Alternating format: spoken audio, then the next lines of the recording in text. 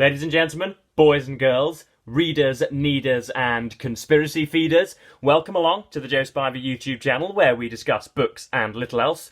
And you join me for another episode of our Bookish Chats where I get a seemingly non-controversial topic and just completely pry open and slit open its stomach and let all sorts of detritus and effluence spill out. But first of all, my most bountiful of Merry Christmases to any of my viewers, and I hope you're having a pleasant Christmas Eve / Christmas Day / Boxing Day. That's probably when you'll be getting to this video, because I will be, it's currently the 23rd of December, and I will be excruciatingly drunk by this point. I will be irrepressibly, just unapologetically smashed, I'm sure by this point, so I'm having to record things in advance. I shall be making the 6th Baron Lord Byron look like a teetotaling member of the clergy. I will have, Kingston upon Hull's finest milkmaids on my lap. I will be just, as I say, yellowing the streets with my vomit, and it'll all be rather messy. So if you are thinking of leaving a comment at the moment, make sure it's a short one and a terse one. Do not, no trisyllabic words in there, because I just won't be up for reading, because I'll either have my head down the toilet or my head down a very wide bottle of champagne, no doubt. But that aside, I was thinking at such a weird period of the year, whereby many of you listeners and watchers may even be having your own, some office parties of your own. You may well be, having some bacchanalian Christmas do's. You may even, heaven forbid, dare I posit, contemplating an extramarital affair with that fellow administrator that you've always had a soft spot for. The guy with the figures from accounts. You can get a little touchy-feely around the printer. These things happen. So I thought I'd discuss infidelity of a different kind, one a little closer to home on this BookTube community. That is one of bookish infidelity, folks, because there are a few of you who are absolutely, as I say, unabashed, unapologetic, bookish infidels on here. You seem to do 7 or 8 books at once, as it were. You seem to be literary studs, many of you. I myself only commit myself to one book at one particular time, and usually, unless of course the book is bothering me or not interesting me at all, it is very, very rare that I will not devote myself entirely to that one book from beginning to end. I won't interrupt it with anything, usually, apart from obviously an online article or whatever, but I certainly won't be dipping in and out of bits and bobs. But some of you do that, chief among whom 2 of my favourite BookTube channels, Aaron Facer and Renee at the Left-Handed Reader. So you guys consider this directed primarily at yourself. You seem to, get through 6 or 7 books simultaneously, rather than devoting yourself, as is the honourable and courageous thing, of devoting yourself to just one unitary novel or work of non-fiction. So I've got a few questions, because I myself am in that liminal zone at the moment, whereby I've just finished a long Trollope novel, The Way We Live Now. If you haven't seen that review, rather excruciatingly taken apart by myself, please go check it out. I've read A Christmas Carol, but that's only a day's work. So I found myself, as I say, in a very weird liminal position between one of finishing a long novel and knowing that I'm going to, the stuff that I want to read most, the stuff that I most want to read, is probably going to be in wrapped paper for me to tear to bits on the 25th of December. So I don't necessarily want to start a big project now. I don't want, an Oppenheimer biography or, a huge work by Antonio Scarlatti or the brothers Karamazov or whatever else is down here. John Halliday's biography of Mao, The Unknown Story. I don't want to be starting a chunker or a toe crusher anytime soon. And so I have myself been a little bit unfaithful, as it were. I've been, chopping in and out bits and bobs, and I haven't enjoyed it one bit, folks, I must admit. So I've got a few questions for you bookish infidels who like to dabble and like to have bits on the side and like to be very discourteous in your reading habits. So my first question would be one of recollection. So if you have, let's just take biblically mandated 6 or 7 books, for example, that you'll be reading at once. Why is it? Do you think, for example, that you recall less of one book, given that it's perhaps taken you a little bit longer because it's had 6 or 7 competitors to compete with for your attention? Do you find that after reading, 6 or 7 books in a pile on your bedside, you recall them with greater acuity than you would do if you had just read them all from the beginning to the end, or do you think perhaps that jollying about with 6 or 7 simultaneously has perhaps misted up or impaired your recollection, or how it is that you interpreted the book? Do you think you've struggled along those lines? And next of all, do you have a process for this type of thing? Do you read book A on Monday morning and read book B at your lunch break on Monday at midday, and then read book C on Monday evening, and read book D, heaven forbid, on Tuesday morning, and book E on Tuesday midday, forever ad infinitum? Or do you find yourself becoming more drawn to one particular book, and so you're spending 2 or 3 hours of your 5-hour reading day, for example, with one book, and then to the detriment of 5 or 6 or 7 of the other ones? One of I think the most egregious examples of this is congratulations, Renee has just finished The War and Peace, reading 1 chapter a day for nigh on, I think it's been a whole calendar year, which is outrageous, given that I would probably want to wolf the novel down. But yeah, do you have a process for these things? Are they set in stone, or do you find your attention drawn and your gaze averted to different things? Next up is, again, I've talked about how you arrange yourself, but also what is your upper limit for this type of thing? Do you confine yourself to 4 or 5 novels that you read at the same time, or bits of poetry that you read at the same time, or a biography? Do you, is it a... do you have an upper bound? Do you say, well, I'm not going to have 8 books on my bedside at once? That would be absolutely ridiculous. I'm not going to have 10 or 11 there because I won't be able to take any of them in, and I will therefore reject at least a third of those. How is it that you organise it? I don't know how it is that you've ever... how do you stay sane? How is it that you organise such things?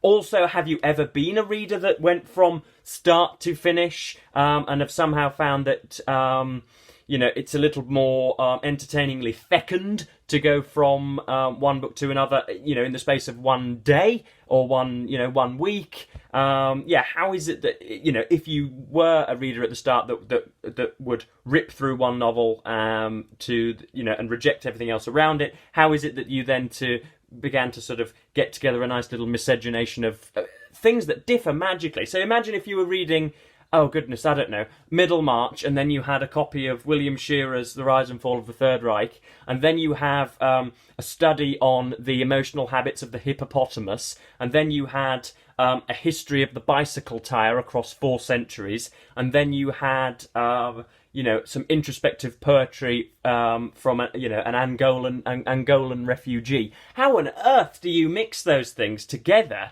and find it being beneficial or fruitful at all? I can't see how you can get through 7 or 8 of those things. And do you find yourself opening the book one day, something that you may have rejected for 5 or 6 days on the bounce? Do you find that, oh goodness, I have to, I'm going to have to flick back, or I'm going to have to look at the Wikipedia page because I just can't remember what on earth was going on because it's been the best part of a week since I touched this book's covers? Do you ever find that you're struggling to remember what it is that's going on?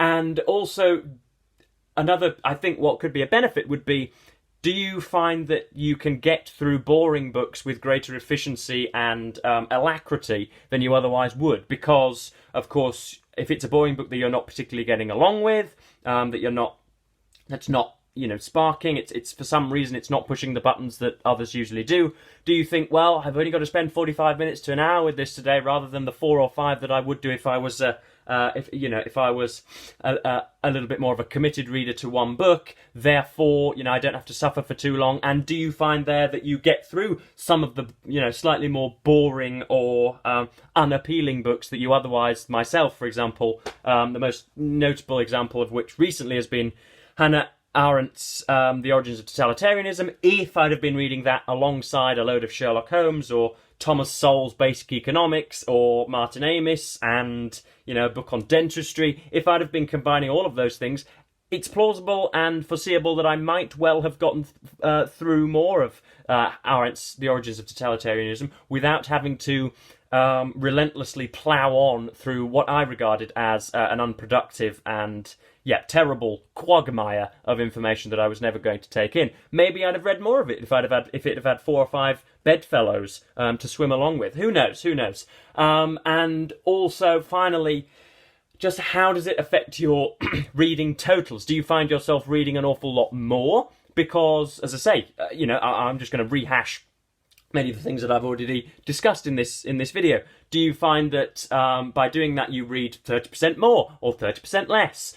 Does it up your reading total, or does it inhibit you in some way? Heaven forbid. Have you noticed, if you have again transitioned from reading a book from start to finish unwaveringly without anything getting in the way? If you've transitioned from that to being a bookish infidel, do you think that it's been good for your reading? Do you think that you've read more? And finally, how would you recommend I go through with it if I've had the experience this week of trying that and haven't enjoyed it whatsoever? How is it that you are to persuade me, if indeed that would be your objective, to start to become a little bit of a bookish infidel and dip in into this sort of smorgasbord and to start reading like it's tapas on a table? How would you persuade me to do that? Because at the moment I can't stand it. Just for an example, obviously, as I say, I finished Trollops The Way We Live Now, and I think there are quite a few Christmas presents which will double as books that I will want to read from the 25th of December. But of course, I've got a few days in between there. I have thankfully settled on Robert Verkake's Posh Boys, which I'm reading now. But just for example, what I've been trying to get bits and bobs out of this week, we've got Think, Write, Speak. This is a Penguin modern classic of some of Vladimir Nabokov's non-fiction on all sorts of stuff, from the writing of novels to lepidoptery, or all sorts of other stuff, things about his memory, yada yada yada, some of which is good. So I've been reading that. I've been reading, well, I have tried on many occasions, the Selected Essays of Montaigne. This is the translation from John Florio, whom I'm reliably informed by many experts is not the most hospitable of translators for Montaigne. So I don't think, I think the reason that I haven't got on with that is because of the gentleman who has been translating it. I've got Kafka's Metamorphosis and Other Stories. Again, been chipping away at them, been, dabbling in and out, 25, 30 minutes here and there. John Wilmot, Earl of Rochester's selected works, the poetry, or what's it called? We had to do some of this for university. But yeah, some of it's been jolly good. And if I'd have been reading all of these works as one continuous narrative that knitted together, I might have enjoyed them more rather than just dabbling about with all of them. And this is also Will Self's Feeding Frenzy, which I've been enjoying, and he weighs in on the battle a little bit, does Will. So let's just have a look to see what he's got to say. So this is, he as I say, he brushes over the subject, because this is a selection of his essays when he was the restaurant critic for The Spectator, and some of his criticism of the British establishment and the political class, and weird, what he regarded as sort of weird behavioural modern solecisms, I think he calls them, about car driving and how it wrecks the human mind, and television adverts and things like that. It's very interesting, but he talks about whether we should read the whole thing straight through, or whether we should dip in and out. So it talks about there also seemed little point in exhaustively reproducing the titles these pieces received on publication, since these were entirely composed by subs and almost always neither apposite nor amusing. Instead, the pieces are simply numbered rather than titled, the date of publication appearing at the end, and they are arranged in no particular order, nor are they categorised. If this gives the text a gluttinative quality, I hope that it's aerated by the provision of a more than usually fluffy index. This covers not only people, places and things, but also ideas, obsessions, and my own irritating stylistic tics. I like to think that if, dear reader, you should have an abiding desire to read about, for example, Tony Blair, you will simply turn to the back, jot down the page numbers, and then turn to the relevant articles. This approach to Feeding Frenzy is in line with my interpretations of the title itself. You can snack, you can brunch, you can gorge until you puke, you can sip phrases delicately, carefully selecting them to accompany word dishes of more solid fare, or you can relentlessly chomp your way through the book like a compulsive eater at a midnight fridge opening. All I ask is that you enjoy. Now, obviously that's gorgeous and enticing and entertaining and amusing, but yeah, so Will thinks it's perfectly fine that I should dip in and out. I suppose the common denominator here is that pretty much all of them are essay collections anyway, or short story collections, and so they wouldn't quite, they lend themselves a little bit more more propitiously to dipping in and out and snacking rather than gulping them down in one big swallow. But yeah, I just thought I would, trigger you all. Any of you bookish infidels, please leave it down below in the comments just how it was you came to acquire these habits, and how you think it's affected your reading, because I've been doing it this week and I have not enjoyed it one bit. As I say, I've got onto Robert Vercake's Posh Boys now and I'm enjoying that. I'm going to read that from start to finish, just like an old-fashioned Calvinist. But yes, this one of my final videos of the year. I'll be doing some. Lots of you have been asking for recommendations, so I'll be doing some my 5 or 6 favourite books of the year, 5, 6 books that really disappointed me throughout the year, what I want to read in 2024, and also I'll be doing some more. I'll be doing a little bit of a bookshelf tour again, continuing with that, and also any of the books that I'm fortunate to receive for Christmas. Then, because of course everybody in my family knows that I just want books, and that will pretty much be it. Obviously, any sexual apparatus would be excellent as well. Any handcuffs, any fluffy handcuffs, anything like that would also be pleasurably received in more ways than one. But yes, that pretty much covers my chat on bookish infidelity. If you are a cheater and you are apologetic for that, and you want to come ruefully back to the land of the courageously concentrated on one book in particular, then we welcome you back with open arms. This is a very, very helpful community and understanding community, as I'm sure you're aware. But yes, I am now gabbing on for no apparent reason. Thank you ever so much for watching BookTube, and goodbye.